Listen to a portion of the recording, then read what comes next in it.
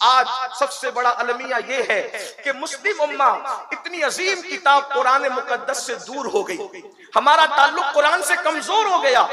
یاد رکھنا، جو یہ کتاب اللہ نے ہمارے ہاتھوں میں دی ہے، ایسی کتاب کسی قوم کے ہاتھ میں نہیں ہے۔ یہی کتاب ہے جس نے شہروں کو فتح کیا۔ اللہ کے رسول صلی اللہ علیہ وآلہ وسلم ارشاد فرماتے ہیں کہ اور شہر تو تلوار سے فتح ہوئے، لیکن تنہا مدینہ منورہ ہے جسے صرف قرآن سے فتح کیا گیا۔ قرآن مقدس نے مدینہ طیبہ کو فتح کیا۔ اسلام کی پہلی مملکت اسلامیہ جو ترتیب پائی ہے وہ صرف قرآن کی برکت ہے، اور اس کا بیک گراؤنڈ یہ، اس کا پس منظر یہ ہے کہ اللہ کے رسول علیہ السلام نے اپنے صحابی حضرت سیدنا مصعب ابن عمیر رضی اللہ تبارک و تعالی عنہ کو قرآن سکھا کر مدینہ منورہ کا پہلا مبلغ بنا کر، اسلام کا جو پہلا مبلغ بحیثیت مبلغ مکے سے کسی دوسرے شہر سفر کرتا ہے، اس پہلے مبلغ کو حضرت سیدنا مصعب ابن عمیر کہتے ہیں۔ اب حضرت مصعب ابن عمیر کے بارے میں پہلے تھوڑا سا ان کا تعارف سماعت کر لیں، پھر بات آپ کو آگے سمجھ میں آئے گی۔ یہ بہت خوبصورت تھے سیدنا مصعب ابن عمیر، خوبصورت بھی بہت تھے اور گفتگو بہت اچھی کرتے تھے۔ جب یہ بات کرتے تھے تو ایسا لگتا تھا کہ جیسے موتی ان کی زبان سے جھڑ رہے ہیں، ان کے لبوں سے جیسے پھولوں کی پنکھڑیاں جھڑ رہی ہیں۔ خوبصورت تھے، بات بھی اچھی کرتے تھے اور بہت مالدار ماں کے بیٹے تھے۔ ایمان قبول کرنے سے پہلے اور اسلام قبول کرنے سے پہلے شان یہ تھی کہ ان سے زیادہ مہنگے کپڑے پورے مکے میں کوئی نہیں پہن سکتا تھا۔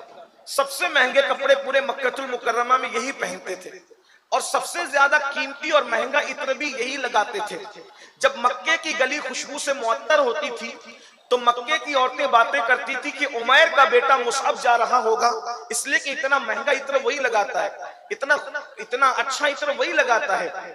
لیکن ایک مرتبہ یوں ہوا کہ مصعب ابن عمیر کی ملاقات اللہ کے رسول صلی اللہ علیہ وآلہ وسلم سے ہو گئی۔ آنکھیں چار ہوئی، مصعب نوجوان تھے، جوانی کی عمر میں تھے۔ اللہ کے رسول علیہ السلام سے جب آنکھیں چار ہوئی تو مصعب اپنا دل ہار گئے۔ حالانکہ ماں کے اتنے فرما بردار تھے کہ ماں کی اجازت کے بغیر کبھی کوئی کام نہیں کیا۔ ماں کو اتنا ان پر پکا یقین تھا کہ اگر میں کوئی لکیر کھینچ دوں تو میرا بیٹا اس لکیر کو میری اجازت کے بغیر کراس نہیں کر سکتا، اس کو پھلانگ نہیں سکتا۔ بہت مثال قائم کی ماں کی فرما برداری کی۔ لیکن پھر سچائی تو سچائی ہوتی ہے، صداقت تو صداقت ہوتی ہے۔ مصعب ابن عمیر وہ خود ہی خوبصورت بھی تھے اور جوان بھی تھے۔ جب حضور علیہ السلام سے آنکھیں چار ہوئی تو دل ہار گئے۔ اور سب سے بڑی بات یہ ہے کہ ہمارے آقا صلی اللہ علیہ وآلہ وسلم اتنے خوبصورت تھے کہ اللہ نے کائنات میں ان جیسا خوبصورت کسی کو پیدا نہیں کیا۔ ہمارے بزرگوں نے بیان کیا ہے، بلکہ صحابہ کرام نے بیان کیا ہے کہ اگر اللہ قرآن نازل نہ بھی کرتا، اگر اللہ قرآن نازل نہ بھی کرتا تو اللہ نے محبوب کو اتنا حسن عطا کیا تھا کہ لوگ حضور کی خوبصورتی ہی دیکھ کر مسلمان ہو جاتے۔ آپ اندازہ کریں، اس حسن کا کوئی اندازہ کر سکتا ہے کہ وہ چلتے ہیں تو ان کے حسن، چلنے میں حسن کا یہ عالم ہے کہ پتھر پہ پیر رکھے تو پیر کا نشان پڑ جائے، اور اگر مٹی پہ رکھے تو پیر کا نشان نہیں پڑتا۔ آپ غور فرمائیں، مٹی پر، دھول پر، گرد و غبار پر سب کے قدم کا نشان پڑتا ہے، حضور کے قدم کا نشان کبھی مٹی پہ نہیں پڑا۔ کیوں؟ یہ حضور کے چلنے کا حسن ہے۔ اگر حضور علیہ الصلوۃ والتسلیم کے قدم کا نشان مٹی پر پڑتا تو لوگ اس نشان قدم پر اپنا قدم رکھتے۔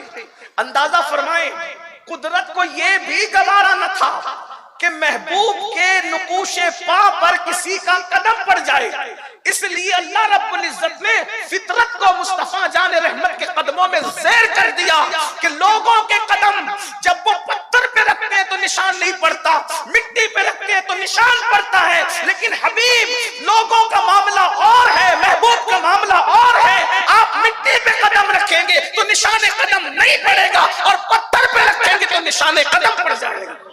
آج بھی دنیا میں سینکڑوں پتھر ایسے ہیں جس پہ مصطفیٰ جان رحمت کے قدم کا نشان موجود ہے، اور وہ بھی مکمل تواتر اور सनद के साथ मौजूद है। जैसे हमारे हिंदुस्तान में दिल्ली की जामा मस्जिद के अंदर हुजूर अलैहिस्सलाम के कदम मुबारक का निशान है, इसी तरीके से अहमदाबाद में हजरत शाह आलम रहमतुल्लाह अलैह के सामने जो मज़ार मुकद्दस है उस पर हुजूर के कदम का निशान है। और भी जगह, ये मैंने मुस्तनद जिन जगहों का इशारा किया, मेरे इल्म में सब जगह तो है नहीं, लेकिन हिंदुस्तान में दर्जनों जगह पर हुजूर के कदम का निशान मौजूद है। तो हुजूर थे इतने खूबसूरत कि जब जमीन पर चलते थे तो कदम का निशान नहीं पड़ता था। नंबर 2, उनके जिस्म का साया नहीं पड़ता था। अल्लाह के रसूल अलैहिस्सलाम को कोई रोशनी में धूप में देखे या चांद की रोशनी में देखे तो हुजूर अलैहिस्सलाम के जिस्म का कभी साया नहीं देखा गया। इसी तरह हुजूर अलैहिस्सलाम के जिस्म पर कभी मक्खी और मच्छर नहीं बैठते थे। और खास बात ये, दुनिया में कोई कितना ही खूबसूरत है, जब उसको गर्मी लगती है तो पसीना निकलता है, लेकिन सबका पसीना बेतरतीब निकलता है, कभी बगलों से निकलता है, कभी इधर से निकलता है, कभी उधर से निकलता है।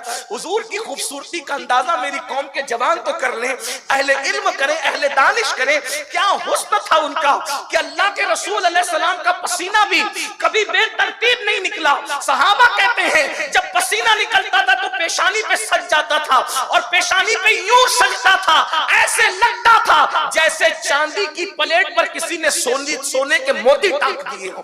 हुजूर अलैहिस्सलाम व तस्दीक की कैफियत ये थी। अल्लाह के रसूल हुस्न का ये आलम था कि हुजूर अलैहिस्सलाम ने कभी हुजूर अलैहिस्सलाम को कभी किसी ने नाक छिनकते नहीं देखा।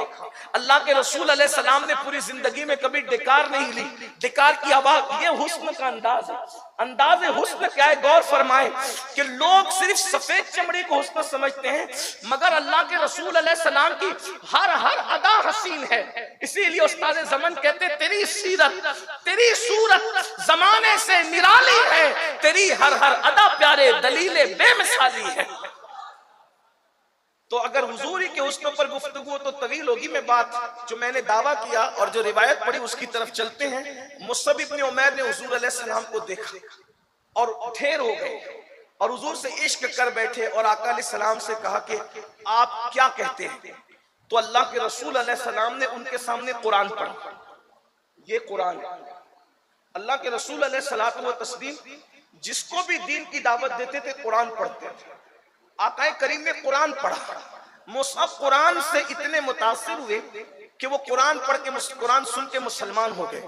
मुसलमान क्या हुए, किसी ने घर पे चुगली कर दी कि तुम्हारा बेटा मुसअब तो मुसलमान हो गया, बल्कि मुसलमान हो गया मैं कह रहा हूं, उन्होंने तो बदकारों ने यूं कहा कि तुम्हारा बेटा बिगड़ गया, मुर्तद हो गया, माअज़ल्लाह। यानी क्या लोग अंदाज से बात करते हैं। तो चूंकि मुसअब की अम्मी जान को ये बात, उनकी माँ को ये यकीन था कि मेरा बेटा मेरी बात को कभी रद्द नहीं करता और बहुत फर्मा बरदार है मेरा बेटा, इंतजार करने लगी बेटा आएगा, उससे कहूंगी बस मामला खत्म हो जाएगा। पूरी जिंदगी इसने मेरी बात कभी काटी नहीं, तो आज कैसे काटेगा। अल्लाह अकबर। फिर उसके बाद मुसअब आए तो माँ ने पूछा, मैंने सुना कि क्या तू बेदीन हो गया, तू मुर्तद हो गया। हजरत मुसअब इब्न उमैर ने कहा, माँ बेदीन तो पहले था, अब मैं दीनदार हो गया हूँ अल्हम्दुलिल्लाह, अब मैं कलेमा पढ़ के मुसलमान हो गया हूँ। माँ ने कहा, तुझे पता है कि मैं इस दिन को पसंद नहीं करती। तो माँ को पहली बार जवाब दिया, मगर मैं तो इस दिन को पसंद करता हूँ। माँ मैं समझ गया हूँ, दीन हक की मारिफत मुझे मिल गई है। मैंने मोहम्मद अरबी सल्लल्लाहु अलैहि वसल्लम की सोहबत में कुछ लम्हात गुजारे, मेरी आंखों से हक, मेरी आंखों ने हक देख लिया है, मेरी आंखों से पर्दे उठ गए हैं, अब मैंने सच्चाई का हुस्न देख लिया है। माँ वो दीन सच्चा है जिसकी तरफ मुहम्मदुर रसूलुल्लाह बुलाते हैं। माँ ने कहा, मैं इतना कहना चाहती हूँ कि तू मोहम्मद अरबी को छोड़ दे। तो माँ को जवाब दिया, माँ मैं उनको नहीं छोड़ सकता। माँ ने कहा, दो में से कोई एक को पसंद कर, या तो मुझे छोड़ दे या तो मोहम्मद अरबी को छोड़ दे। मुसअब इब्न उमैर कहते हैं, अल्लाह की इज्जत की कसम, अगर हजारों तुझ जैसी माएं हो तो तुझ जैसी हजारों माओं को मैं मोहम्मद अरबी के कदमों पे कुर्बान कर दूं।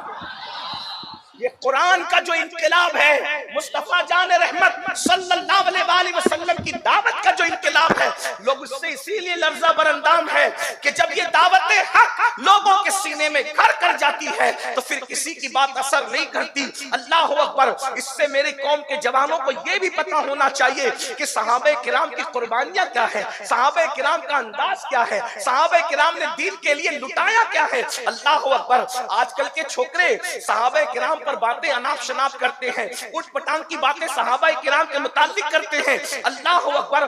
جو 10 منٹ کی نیند فجر کی نماز میں قربان نہ کر سکے، وہ ان صحابہ کرام پہ بکواس کرتے ہیں جنہوں نے ماؤں کو چھوڑا ہے رسول اللہ کے لیے، جنہوں نے گھر بار چھوڑا ہے، جنہوں نے خاندان چھوڑا، جنہوں نے بھائی بہن چھوڑے۔ سیدنا مصعب ابن عمیر جب ماں سے کہتے ہیں تجھ جیسی ہزاروں مائیں محمد عربی کے قدموں پہ قربان ہے، ماں غصے میں آئی۔ انجام جانتا ہے کیا ہے؟ اتنے قیمتی کپڑے پہنے ہیں، واپس دینے پڑیں گے۔ آج کے بعد خوشبو نصیب نہیں ہوگی، گھر کی چھت نصیب نہیں ہوگی، نکل میرے گھر سے نکل۔ یہ دین تھا اور یہ دین ہے اور یہ صحابہ کی قربانیاں ہیں۔ کیا مصعب ابن عمیر نے کہا امی اگر کپڑے دے کر کے دین محفوظ ہوتا ہے، اگر گھر سے نکلنے پہ دین محفوظ ہوتا ہے، خوشبو سے محروم ہونے پہ دین محفوظ ہوتا ہے، تو تمہارے کپڑے بھی حاضر ہے، تمہارا گھر بھی حاضر ہے، تمہاری خوشبو بھی حاضر ہے۔ اور مصعب ابن عمیر اپنے بدن پہ ٹاٹ لپیٹ کر گھر سے نکل جاتے ہیں، اور نکلنے کے بعد اللہ کے رسول علیہ السلام ان دنوں اپنے گھر میں نہیں رہتے تھے۔ یہ بھی اسلام کی ایک تاریخی سچائی ہے، حقیقت ہے کہ وہ رسول لامکاں جو جاتے ہوں، اس رسول کو مکے والوں نے دین حق کی خاطر اتنا ستایا کہ حضور اپنا گھر چھوڑ کر حضرت ارقم کے گھر میں رہتے تھے، جسے تاریخ میں سیرت میں دار ارقم کے نام سے یاد کیا گیا ہے۔ اللہ کے رسول دار ارقم میں رہتے تھے، اور دار ارقم میں حضور علیہ السلام سے ملاقات کے لیے جانے کا مطلب یہ تھا کہ صحابہ کرام بعض حالات میں چل کر نہیں جا سکتے تھے، بلکہ گھٹنے اور ہاتھوں کے بل چل کے جاتے تھے تاکہ کوئی دیکھ نہ لے۔ دار ارقم میں چند جانثاروں کے ساتھ اللہ کے رسول علیہ السلام اس پہاڑ کی گھاٹی میں موجود تھے، چپکے سے ٹاٹ پہن کر بڑی شرمندگی اور ندامت کے ساتھ حضرت سیدنا مصعب ابن عمیر جو آج تک کے قیمتی کپڑے پورے مکے میں سب سے زیادہ قیمتی پہنتے تھے، خوشبو لگاتے تھے، آج پہلی مرتبہ ٹاٹ پہن کر بغیر خوشبو کے گھر سے نکلے ہیں، گھر سے نکال دیے گئے ہیں، اور دار ارقم میں پہنچے تو چپکے سے محفل میں بیٹھ گئے، سر جھکا کر کوئی پہچان نہ سکے۔ میرے آقا کی نگاہ کرم اٹھی تو فرمایا اس کو پہچانتے ہو؟ سب نے متوجہ ہو کے دیکھا، عرض کی یا رسول اللہ یہ تو عمیر کا بیٹا مصعب ہے، یہ تو بڑے قیمتی کپڑے پہنتا تھا، ٹاٹ پہن لیا۔ آقا نے فرمایا میرے عشق میں اس نے ٹاٹ پہنا ہے۔ اور پھر اللہ کے رسول علیہ السلام نے ان کی تربیت فرمائی، اور پھر ان کو مکہ شریف سے اسلام کا پہلا مبلغ بنا کر مدینہ منورہ روانہ کیا۔ بولتے بہت اچھا تھے، گفتگو کا انداز بہت اچھا تھا۔ اکیلے گئے تھے مدینہ منورہ، اور اکیلے جا کر مدینہ منورہ میں جتنے عرب کے سردار تھے، مالدار تھے، سب کو قرآن سنا سنا کے مسلمان بنا دیا۔ اللہ کے رسول علیہ السلام کی آمد سے پہلے مسلمان بنا دیا اکثروں کو۔ اور جب سردار لوگوں نے اسلام کو قبول کر لیا، جب سرداروں نے دین قبول کر لیا، تو اس وقت ان کے پیچھے جو لوگ موجود تھے انہوں نے کہا جب ہمارے سردار دین قبول کر چکے، اسلام قبول کر چکے، تو پھر ہم دین کیوں نہ قبول کریں، اسلام کیوں نہ قبول کریں۔